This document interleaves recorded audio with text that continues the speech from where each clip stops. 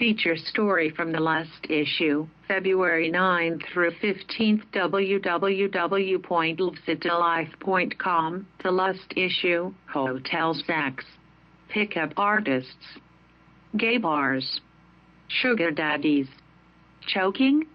There's a lot of principles from dog training. A pickup artist discusses his craft by Kristy Totten, February 9, 2012. It's kind of like being a rock star, or like being in the Matrix. There are different styles, like martial arts, and phone numbers are trophies, like hunting. It's definitely a sport. Ryan Jaunzemis speaks and smiles when he describes his craft.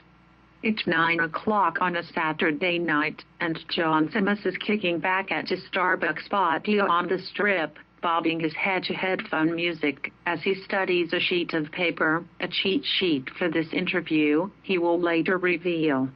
He's wearing slacks and a pinstriped shirt, dress shoes and a blazer. His hair is slick and combed slightly forward.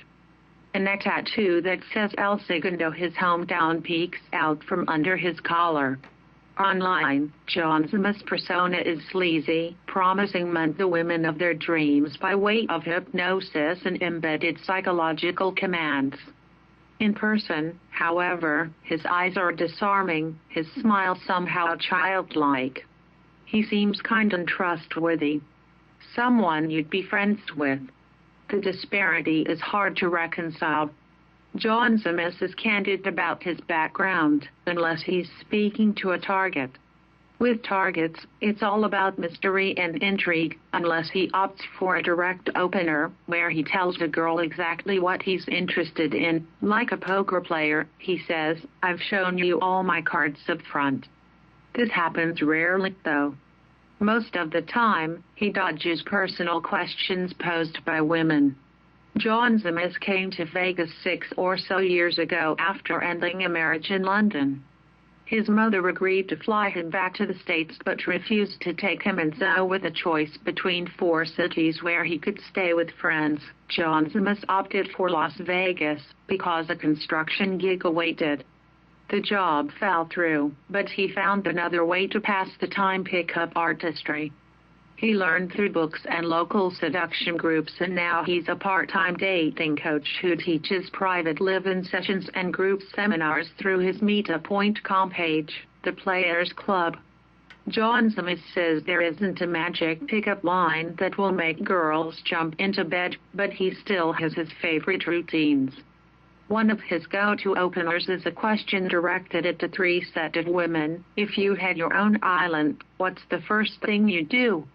Once they answer, he slights his target to throw her off and compliments the cock block to lower her guard. She's usually the fatter girl, Jaunzemis explains. On the Strip, he approaches a group of 3 women, one much older than the others. There's not a target in this group, but they'll do for demo purposes. He says he's working on a project for school and poses the island question. The younger girls say they would sleep and swim. The older one says, drink. "All right," Jaunzemis says, giving her a high five. "You're the bad girl, huh? I can tell you're the leader of the pack." The positive reinforcement, taken from basic obedience training, works like a charm. Jaunzemis has an in, but isn't interested. He moves on. On another occasion, Jaunzemis engages a woman who looks like a supermodel, pretending to be riffing on a conversation he was just having. "Would you be angry if your boyfriend kept pictures of his ex?" he asks. The model contemplates this and says it would depend on the circumstances. What if they were under his bed? The hypothetical scenario engages her so thoroughly she continues to explain herself after he has turned away. Asked if he ever feels dishonest about his openers claiming to be in school, telling a girl that he's running to a meeting but just couldn't pass up the opportunity to tell her she's beautiful, Jaunzemis pauses, having never considered his white lies. "Nat," he concludes, "you got to do what you got to do. And there's a lot to do in the world of a pickup artist."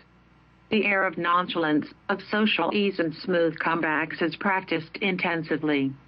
It's impressive but illusory. They work hard to look like they're not working. That's not the only irony. Puas insist that game isn't just about picking up women. They say it's also about building confidence, excelling in the workplace and general self-improvement. Many men are looking for long-term relationships, Jaunzemis says. He had one not too long ago. Jaunzemis was exclusively dating a woman in Vegas, but it crumbled over his desire for children and her disapproval of his PUA activities.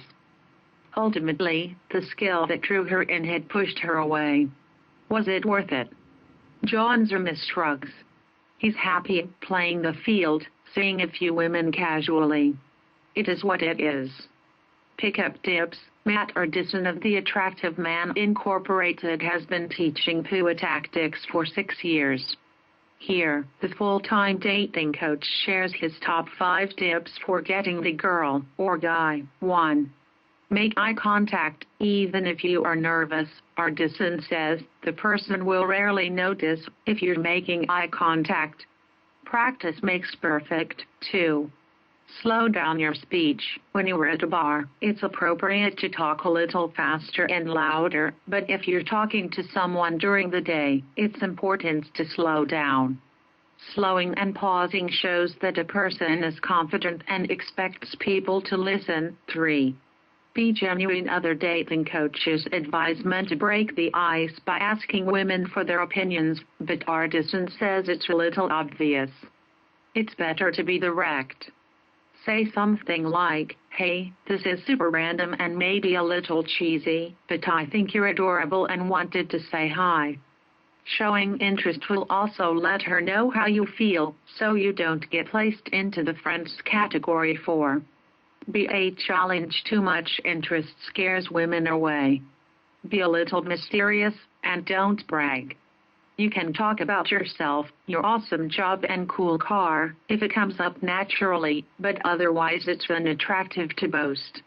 Instead, ask her questions about herself. 5. Lead the interaction. Let's go get a drink, or let's go outside, are great ways to show control and intrigue the girl. Most guys just blabber and don't bother to change the scenery and keep it interesting, Ardison says. Kristy Totten,